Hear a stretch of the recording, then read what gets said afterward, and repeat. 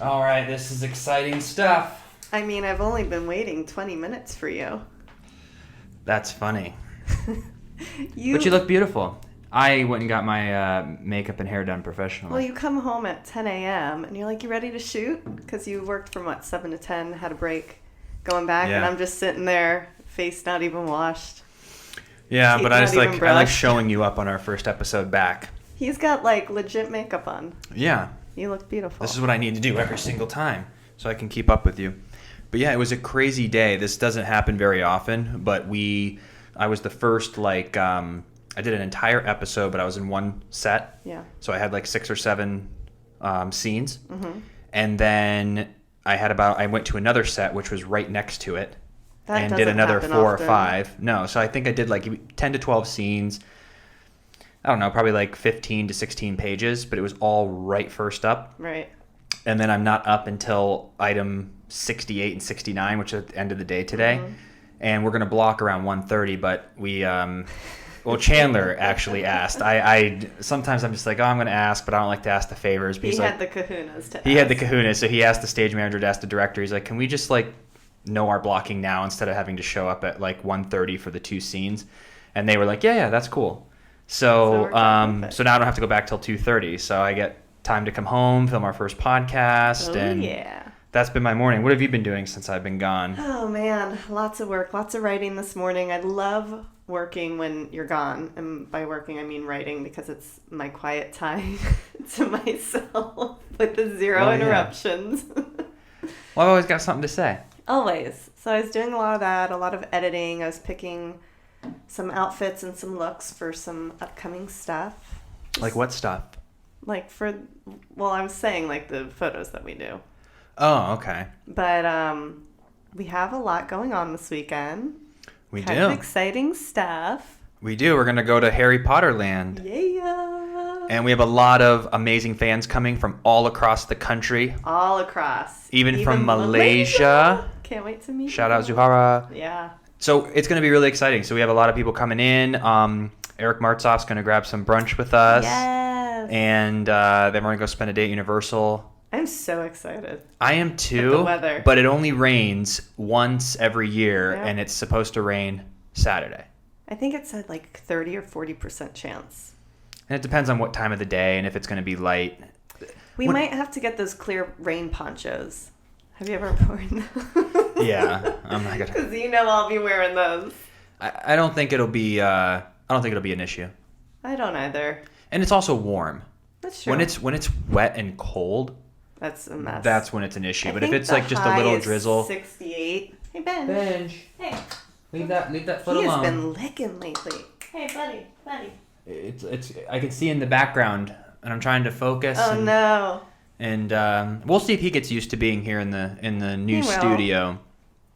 But we'll give you a tour soon for everybody out there who's watching and not listening to it, but actually watching it. We're about, I would say, 90% done. Only people can see right now are the close-ups of us, but we'll go do a separate video. But I think the only other thing we have to do is fill this bar up to give people options. We'll put more bottles of water, club soda, vodka, we have on our whiskey. Bar is water. They probably can't see it. And then also we're trying to figure out this pillow situation. We've gone back and forth with many different choices and colors, but for right now, these are our filler pillows. So enjoy. I think they work. They work. I don't want to do your raspberry color. They're okay. The whole house is a little more on the, not the feminine side, but the whole house is neutral. It is neutral, but it's a little more like I didn't want to do any kind of fluffy or what is that? What's that fur? I don't want to do any fur. Either. I don't want to do a raspberry or. Well, listen, but if we were to do a fuchsia to pull all the colors, I see people can't see this, but we've got this big painting, all these colors, and fuchsia is not. It doesn't necessarily mean it's girly or feminine. I want a lot of bright colors. I'm really. I do want a lot of bright colors. Yeah. Because the whole house is literally just neutrals. Yeah. Well, that's why we want this to seem like a new experience, which it kind of is, and the whole curtain situation worked out great. I know. I love the curtains. Everything worked out. Get your booty over here. It took time, but now we're just gonna rock and roll. Here. We're not sick anymore. We were sick for 2 weeks when we first moved in. Feel good. House is unpacked. Yeah. Just in my last box, earlier this week. Yeah, so we're all good. I mean, we're ready to rock and roll, and it's just been a really adventurous summer. And but starting on Sunday, or it depends on when this is going to come out, but the 29th, I believe, is going to be, that's the start of our hiatus. And so, like, we want to just power through. We already have guests lined up. Yep. We just have to confirm the actual date. But we want this to be much more guest heavy. That's the reason that we took the time to make this like a cool little studio, to have people come over and really just be able to talk to people, because that's been our goal. And for anyone who's watched or listened from the very beginning of this, we started off in 2016 and we called it Personal Growth Nation because we wanted it to be solely centered around positivity solely. Right. And we did about 8 episodes through Zoom. We interviewed a few people. It was all about just like overcoming challenges, and it added a ton of value. Yeah. But then we realized, well, then we moved from that. We're like, let's upgrade and go to Sunset Gower. Yep. So we went to a studio, and they recorded it. The audio was professional, but it cost $150 per ep. Yeah. So even if we did one a week, that's $600 a month. And if we want to do 3 to 5, I mean, that's just not what we're going to do. So then we decided to move it into our house at Pasadena. But then the drive was too far for many of our guests, too big of a favor. We still had a lot of guests, though. We did, though. They were all very kind to show up. We appreciate you. So that's a trek. And then now we're here. And we switched it at one point to the Freddie and Alyssa show because we wanted more of a broad range so that we could talk about positivity, but we could also talk about an eclectic mix of pop culture, news, learning from experts, you name it. Yeah. I just want to be learning. So. Yeah. Well, selfishly, I want to be able to sit down and ask people questions and learn myself. Yeah. And just by being, a viewer or a listener, you're going to be gaining that. So those are our three objectives. Is we want you to listen to this and either feel entertained, inspired, or educated. And what's really cool too? When you have experts or someone who's teaching you something, that conversation that they're having with you, they don't have to go out and have with thousands of people for everyone to learn. It's all on the podcast. That's what I think is so cool about podcasts, because we listen, we learn, but it's just, what would you call that? From what? Just like being able to listen to it forever, and people can continue to learn for their one time of work. Well, yeah. We can reach so many people, because back in the day, if you could only speak on stage or at an accounting conference, how many people could you reach? Bigger. Or you would write a book. Yeah. But this is the new wave. And I remember talking about this in one of my posts a while ago, that it's not only entertainment that's coming on YouTube and all these platforms, but education is actually moving in a direction that we can consume at such a level. Yep. And it's podcasting and YouTube videos and articles, because it's so much faster. Because before, I was thinking about this the other day, by the time we were installing like a chandelier, which we weren't able to do, unfortunately. But before, like say my dad didn't know how to do any of this stuff, and there was no internet. Back in the day, you would have to look in the yellow pages, call a handyman. If you wanted to do it yourself, you'd have to ask around of who would know. Go to a library to read about it. Or you'd have to go to the library and say, do you know how to install a chandelier? Where's a book? They'd send you this, and there would be a book. Yeah, of course. And you would look at the 6 books. You would sit down at a table, and you would look through 1,200 pages to find what you're trying to do. And that whole process would take you 6 hours. Now I could get up on a stepladder, hold this heavy thing, and go, babe, is it red or blue? And you go, hold on. You go to YouTube. And I go, okay, it's blue. I mean, it's within 30 seconds. Yeah. I can learn how to hang a chandelier today, where it took 6 hours without a mentor or back in the day. And that's why I believe, as a nation, people who are willing to learn and want to learn, you can turn on anything on YouTube, Udemy, Facebook, anything you want to do and learn about anything from someone. But it's crazy, even with blogging and editing photos and just all of that, it was all self-taught from online. I Googled everything. Yep. Everything. And sure, it takes, time, and you want to learn, and you have to sit and learn it, but anything you want to do, it's free, it's out there. And I love to sit. It's funny, we absorb info a little differently. You love audio and visual. Watching visual. I like to read it. I like to just get whatever it is and skim so quick. And then on to the next. I get so impatient with video or audio. Well, some people, unfortunately, they don't have the skill set to create a 15-minute how-to video that's engaging. It's a little bit more about them instead of the end consumer of like, we've seen a lot of people like that. Well, and first 10 minutes, even 8 minutes of the video, so pointless. They just should chop it. Yeah. If I'm clicking on your video, I just want to know whatever I'm trying to learn. I don't need to hear about why you're telling us and teaching us. Yeah, just show me. I just need to know. This is what I want to know. We used to do that when we were like on stage. We go to conferences. Uh-huh. Like 80% of the people, and hey, I give people courage for getting on stage. It's the people's biggest fear. Yeah. But there's just times that you're sitting there and you're just like I don't need you're to know pandering. all Like just get to the point. Yeah. Like you're just like, oh, hi everyone. Like who is excited today? Well, you are. Right, Bill? Okay, well, let me tell you something about my day today. So I'm driving in the car, and you're like, oh my God, I see what you're trying to do, but it's about you. Yeah. The people, pay attention to the audience. That was one of my greatest things anytime we spoke on stage, is it was never my job to make it about me. I was always, how can I glue these 100 to 200 people to their seats and to me and not lose their attention for an hour, keep it entertaining and keep it educational. And I think it's knowing your audience too, because there would be different times we'd speak and we would know the demographic we're talking to, and we're like, oh, this joke will work. They're going to want to hear more about this, as opposed to, you know, maybe if it's anti-aging, they want to know about the product. If they're a little older having wrinkles, if it's a younger crowd, they want to know about, you know, social media, how they can use social, you know, it's just knowing your audience and being able to connect. But it was a skill set, you know, we had to build that, and it was really great. And I think even continuing to refine our skills of communicating, educating is by doing podcasting, because you're constantly talking with people, having conversation. You're forced to listen. There's podcasts I watch where the host, like this is something that you and I will never do. I'll click on a show and I clicked on it because of the guest. I don't know the podcast host. I'm more than welcome to listen and become a fan of this person, but I clicked to watch the guest, and the host is you're like, over. Stop talking. I'm like, I just want to hear from them. Yeah. You have 117 episodes of you talking. There's only one episode with X, Y, or Z. Yeah. I want to hear that. So it's like, I want to be able to ask and listen and really dig deep with people, so that, you know, the listeners can really learn something or hear some really cool stories. And just people got a lot of stories when you start breaking it down. Heck yeah. Everyone's got stories. And the reach with podcasting is unreal, because so many people have time when they're driving, when they're working out, you know, multitasking, that they always listen. And I remember you even said that. You're like, I like when I work out listening to a podcast, because when a song's over, it's over. And you're like, oh, I got to get on to the next You're song. aware that 3 minutes went by. Yes. There's times I listen to a podcast where I'm like, I've been on the treadmill for 27 minutes. Yeah. But there was no like new song or, oh, this is a bad song. You're just in the conversation, you're just in listening.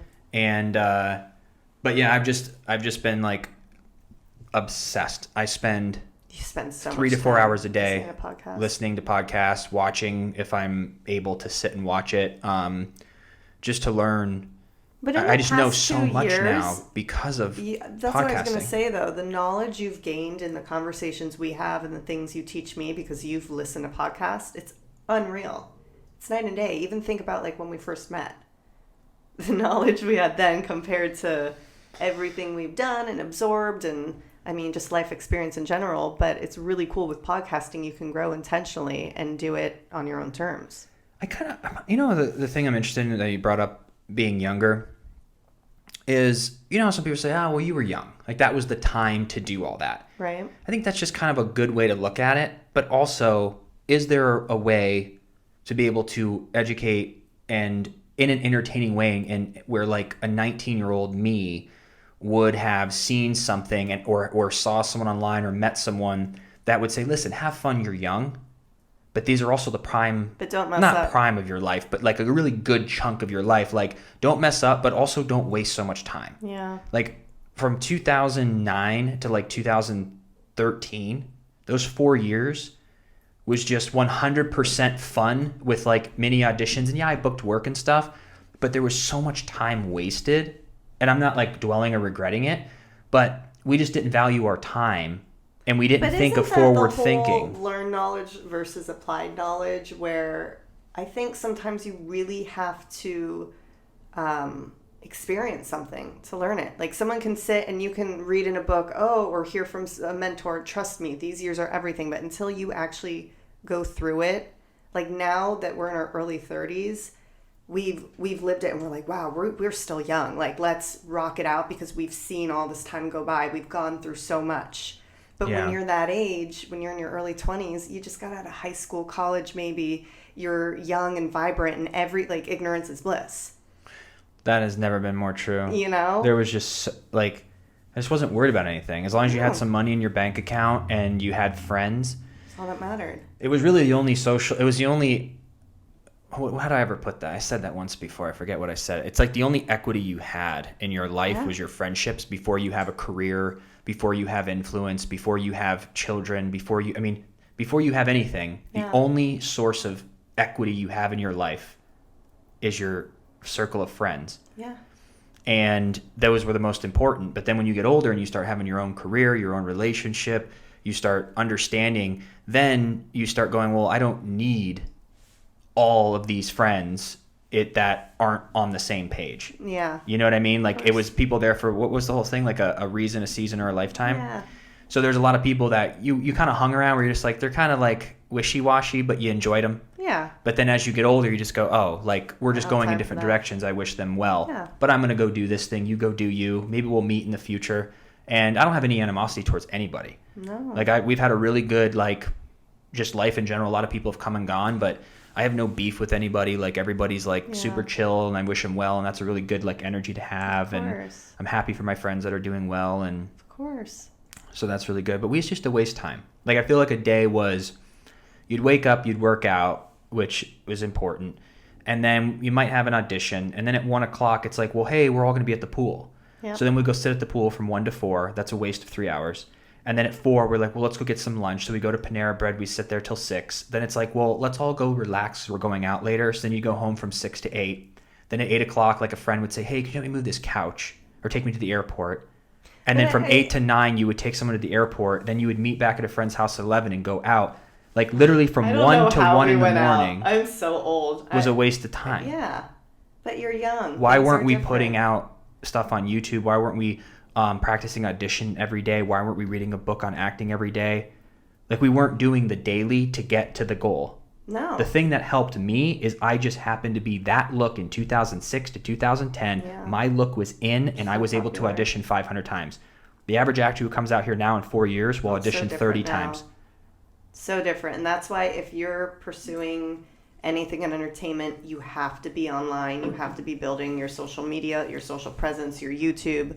Be proactive, be on TikTok, be on, Instagram, everything. Do it all. Yep. And do it every day. If you want to be an entertainer, an actor, whatever, you have to be doing that. If you're a singer, new song out every day. SoundCloud, YouTube. Like, why not? Well, because it sucks. I valued... But when you love doing something, and most people in the arts, I feel, enjoy it. Like, don't you enjoy podcasting? Well, we're going to do it every day. Yeah. But because we understand why. Sure. When back in the day, I'm like, I'm not going to miss a party to go read an acting book because I didn't understand where I was going. Yeah. I didn't understand. That was the lifestyle we were pursuing, too. Back then, yes, YouTube was a thing, but it's not what it is now. We didn't even understand. It was 5 years before social got to be social. All you could do back then was wait for an audition or be in class. Like, that's really all you could do if you're trying to be an actor. Class was tough. Oof. You just sit there for 4 hours and you get up for 15 minutes. Yeah. I used to hate that. But you have to sit there and just watch these people. Yeah, and sure you can learn sometimes from watching, but then there were always like clicks and favorites, and it's just a mess. Yeah. Privates I enjoyed a lot. I always loved privates. Yeah. Yeah, I love the privates. We have Maria. You've met Maria on like, I love working with someone directly when you're working on a project. An acting class is important, but yeah, you just sit there for 4 hours. It's like I'd rather pay for the hour and make it all about me than to sit and watch. Yeah, why not? But you can learn from other people. You can pick up good habits, or you can see what not to do, and all that good stuff. Learn from anything. That's just us being bougie and annoying. Yeah. Yeah. I want to go to my parties. I don't want to be in class. I remember I told my first manager, I was like, I can't afford to go to acting class because it was like $300 a month. And he's like, you can't afford not to go. And I was like, what do you mean? when that $300 is the most important $300 that you can possibly spend when you're 19 years old and you're starting in acting. Quit eating out. Yeah. Eat ramen noodles and go to acting class. You have to invest in yourself first. Sure. Again, didn't understand it because No. I never got through to me. But we weren't reading books. We weren't listening to podcasts or having mentors who told us all that. We just kind of were. But that's my beef, and that's why some people get mad at me. But I don't blame anything because I happen to figure this out on my own. By the time I'm 31, I'm always going to keep growing. But I feel like I really found who I am, and I understand goal setting, not in a corny way, but really understanding where I'm going and what I need to do daily to get there, and that it isn't always fun. There's days you want to quit. Like, that's all part of it. The failure is what people think. But, like, none of that, all that was a new thought when I was 24 years old. Yeah. All through school, no one ever at least let it sink in. Someone might say, it's okay to fail. That doesn't mean anything. Right. Like, it should be an extensive 6 months of your junior year about failing and it being okay, about understanding investing in yourself is the most important thing. How many people do we know who are struggling financially? They're like, oh, I wish I could do this or that. They go to concerts, movies, amusement parks, buy new clothes. You're spending $500 a month on bullshit. You see that all the time. When you should be spending the $500 on camera equipment. We could have gone on a Hawaii vacation for 8 days for what we spent in this podcast studio. But we said, let's put that on pause. Let's do this because it's going to create revenue. It's going to create relationships. It's going to make us better. It's going to allow us to build something, feel progression, feel good, enjoy it, and we can go on vacation later. I want to get to the point where we can go for like 3 months. Well, yeah, but that's being intentional about your priorities. A lot of people, what's that whole thing? Uphill, like wants and desires with downhill habits, or uphill dreams. I get that, You know? And that so many people have that, and they're like, oh, I'm not happy with where I'm at, or X, Y, and Z. But it's like, well, you got to make the sacrifices now so you can play later. We always talk about that. But it's hard to make a sacrifice if you don't understand what it takes to get to where you want to go. Some people don't even know where they want to go. If they say, well, where do you see yourself in 5 years? If someone doesn't say, well, I don't know, well, then your day-to-day activity is not going to map to whatever your euphoria life is if you don't even know a vivid... You have to know, what is your goal in 5 years? Great, now let's work back from there. What do you need to do every day to make that 5-year goal a reality? Because it's in the day. Yep. And that's another thing I never understood. I know. Isn't that crazy? You have to work out every day, watch what you eat. Like, there'll never be a time where, maybe with technology in the future, who knows, but there's never going to be a time in the near future that you can not work out, eat whatever you want, and have an amazing body. No. And the same thing applies to some financial goal or some whatever kind of goal you have. It's really crazy because I remember growing up, I would always hear, and I still hear about this, about having, true mentors, of having people show you and lead the way. And you and I have never really had one per se. We've had people who've helped us in business and show us different aspects of, ways that they did things. But like from a young age, like there's not someone who's called us and be like, hey, this is what you're doing. Tell me what's going on. You know what I'm saying? Like, we've never had that true mentor relationship. But if you're able to find it and you're in the right environment, I believe you really can help mold a young individual into having a great life and great goals and great ideals. Yeah. I think for us too, we moved out to Los Angeles, your early 20s, having the time of your life in the biggest city. Like, it was only natural, I think, that we'd be excited about friends and what they're doing and what's going on. That's amazing. Yeah. Well, that's what I'm saying. I don't regret it. No. Because it was the time of our life. It was so amazing. Yeah. But I'm just saying, I guess that's why you never want to travel back in time, because, I would have not done any of that. Right. Even though I don't regret it, but I understand how much further I could be, because then you look back at those experiences and we forget a lot of it too. But it was just one big 4-year party. But that's kind of like how college is too. Yeah, you go and study, but it's the first time you're a young adult on your own. It was our call. It was really... It really was our college The years. frat houses and sororities were just like Twomy's house, and then the Northridge house, and then the clubs at the time. Costume parties. Yep. My gosh. It really was. It was college. It was. And we were auditioning, and that's where I got some commercials, and like Now 2-0, and then Days. Yeah, 2011. So I was kept my head on straight enough to go and work, and then got in the groove of working and everything, and then we got into business, and that kind of changed, and we pulled away from the partying because not partying in that sense, but just that more like college vibe. Yeah, like we kind of got, like what we posted on social media, things we said, like we had to grow up and be responsible, because if we were going to talk and, find investors, and you're sitting down with a 49-year-old successful man or woman, you can't just be like, hey, check me out on Facebook. I was just doing a keg stand last night. Oh, no. So you want to invest in our company? Like, you had to like grow up, but that's when we first got into personal development. And I remember being like, I got to read. I was so bummed because I didn't read ever. Yeah. And now look at you. Yeah. Now look at you, babe. Never thought I would read another book. And then I realized, that's the whole point of life. Yeah. Is to learn. That is the point. But the way that I saw learning was boring, mundane, and didn't further anything that I cared about. Sure. So but I didn't know that there were all these books and all these stories and all these people that I go, wait a minute. Know. Like, like I knew I was different, and I found people that are different like I'm different. And other people listening, you're going to find people who are different than mainstream, or it's mainstream or whatever it is. You just got to find, that's the thing too. So I think too many people are stressed out about who's following them. You'll never get 7 billion people to like you. Yeah. No matter what you do. So I also have a big relief of stress that I'm just like, we need to speak our truths. The people who don't like us, there's a gazillion other people to follow. But us speaking our truths, we're going to find 2,000, 10,000, 100,000, 10 million eventually of the people who go, I like them. Mm-hmm. I like their narrative. And then those people are ride or die with us as we keep growing. Yeah. But everyone else will go, I'm either going to like them or not. Rather than trying to appease everyone, it's just not the way to do it. It's just so crazy, too, the ripple effect of doing stuff. Like, I saw this video today. There's this young girl, and for her birthday, she decided that she wanted to raise $300 to donate for kids to have clean water. And she only raised like $220, and she was super bummed. And her mom goes, oh, well, don't worry, honey. You can do it again next year. Well, shortly after that, this young girl's in a car accident, and she passed. And who was raising the money? Yes, this young 9-year-old girl. I wish I knew her name, but I can find it. But her story started being told, and it was a ripple effect, and everyone started hearing about it. And they ended up raising like $8 million because of this young 9-year-old and her heart and her passion or determination to do this. And that something like that is just unreal to me. I mean, oh my God. I know.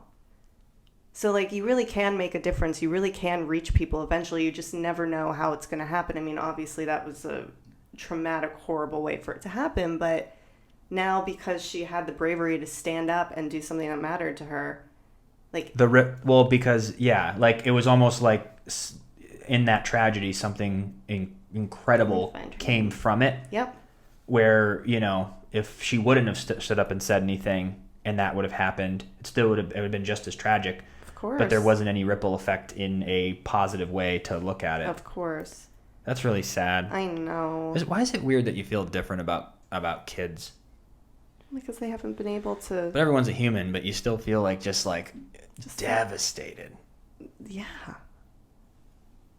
It's unreal. So it was for Charity Water. You've heard about them before.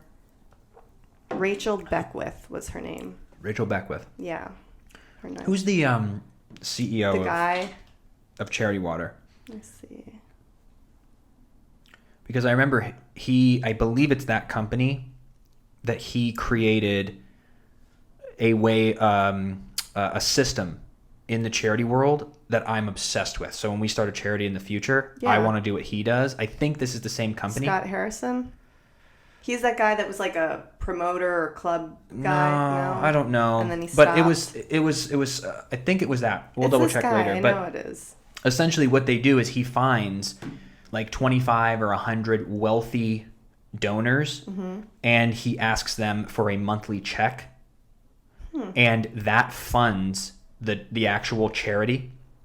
So all the money they raise is 100% to the cause, not to pay for the help and the equipment and the facility. So imagine if it costs $10,000 a month to run our charity, we go to 10 people and say, hey, could you donate $1,000 a month in perpetuity for us, so that any dollar that comes from the public goes 100% into clean water, not to pay for the facilities, the equipment. That's a question a lot of donors have. They go, how much is my money really going toward the end goal? Exactly. You know? So that model is like amazing. I love that. Oh, I love that. You know, because there's people who have that kind of money that would easily just be like, oh yeah, I'll do $1,000 a month. Yeah.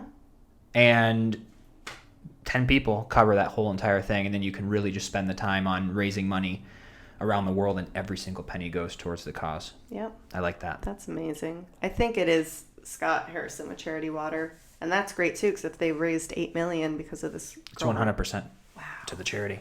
Oh, it makes my heart so happy. Yeah.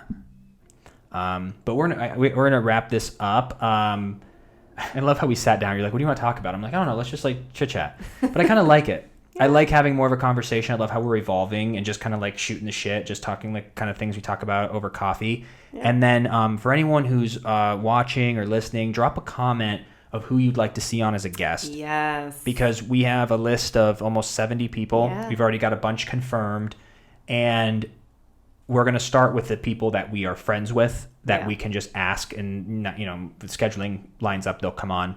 And also too, like this could be anything from like actors, musicians to experts. If there's a specific thing you want to learn about or hear about, you know, let us know. Whichever platform you're on, drop a comment and we'll do our research and see what we can do. What was that thing you wanted to do with having people go and comment if there was someone really big that you wanted on the podcast? Yeah, like once we pull the favor card with all of our friends, and we build like a little momentum of like every day, and like people who are gonna look at us, we're gonna go, wow, like there's a lot of like this is like real. Then I want to come to all of you, and if you would help us, it'd be great. Where if we go to, you know, who's a celebrity, Kim Kardashian, extreme example, we wouldn't get her, but.